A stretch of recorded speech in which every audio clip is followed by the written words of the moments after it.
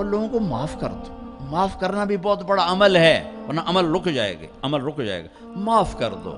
ایک صحابی کہنے لگے یا رسول اللہ، ایک صحابی کہنے لگے رات کو تہجد میں، یا اللہ تیرے نبی نے کہا ہے میں صدقہ کروں، تو میرے پلے تو شے کوئی نہیں، میں صدقہ کی کراں.